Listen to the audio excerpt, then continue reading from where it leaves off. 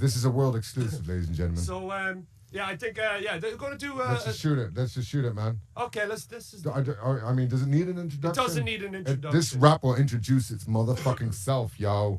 I'm going to drop the beat. Exclusive on Controversial Radio, live rap from Cork. Ronan Bros. So this is a little lecture on the birth of hip-hop. But see, the problem with an Irish guy doing a track about the birth of hip-hop, maybe it's not my place as a white Irish man to talk about hip-hop. But I'm gonna go back before the birth of hip-hop. We're gonna learn about the conditions leading to the birth of hip-hop. Conditions are perfect. Deep beats on the beat. Yeah. All right. Okay, let me tell you about the birth of hip-hop. Here we go. It all started 13.7 billion years ago. Before the DJs were spinning with the freshest cuts. Before B-boys skin knees when they were stepping up. Before graffiti painting knowledge on the gritty walls. And before MCs were spinning syllables to city calls. Before the boombox blasted sick tracks to kick back. The first event to ever happen was the Big Bang. In the first millisecond as the story goes, in violent throes there arose the whole cosmos. Now don't panic, here's the clarity. In the battle of matter and antimatter descended the singularity. And then reality ensued, the joy and tragedy. The fabric of all space and time was held fast by gravity. Eventually these elementary calamities, irregularities led to the forming of the galaxies. Vast distances traveling through vacuums. Gravity began to pull the particles of gases to the center. The chemical reactions raised the temperature, assembling the splendor with no heavenly inventor. All in timescales beyond our comprehension to the tedium. The sun was formed by hydrogen and helium. Nuclear fusion was the engine of the beast, spreading light and heat and sending interstellar energy that was received by the smaller bodies caught inside its orbit. That's the nebular hypothesis. A new day was dawning. Third rock from the sun, Earth to be obvious. A fireball was volatile and volcanic, ominous. It eventually cooled, and then the next thing that happened is made our future possible through tectonic processes. Planetoids, meteors, collisions, explosions brought the proteins and gave birth to the oceans. Here's a theory, but it's probably true. Life is formed and it was born in the primordial soup. Organic compounds, self-replicating molecules to exchange genetic information, and the madness ensued. And from these roots, the next step, reproduction through sex down in the depths. Life's first tentative steps. Here, man, I need a breath. That's good oxygen, I got my nutrients. Back to the origins, clinging to existence. The proto-extremophiles changed the atmosphere when they began to photosynthesize. The plants, amoeba, fungi, bacteria, the microbes. And hostile environments were striding on a tightrope.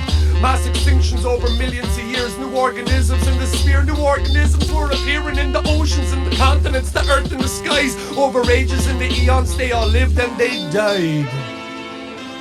Do chapter 2? Give us a chapter 2, boy. With a new dawn came a new reign. The new boys on the block, the top of the food chain. Life on Earth would never be the same. There was no stopping it. The ecological bomb they called the hominids. The megafauna never knew what was happening. Hunted to extinction by the bold Homo sapien. Then they set sail and did the same overseas, and yet they were never pleased. My man, you gotta believe we all share a common mother, mitochondrial Eve, who gave birth to the first to be cursed with intelligence, love and affection, reflection and reverence. But instead the humans were cruel, devoured by the lust to a power and rule. With an insatiable hunger, man turned on each other, and we murdered our sisters and brothers. Centuries of conquest affected humanity, who dived ever deeper to the depths of depravity. The European monarchies, trapped in their vanity, craving more palaces, dispatched more savagery.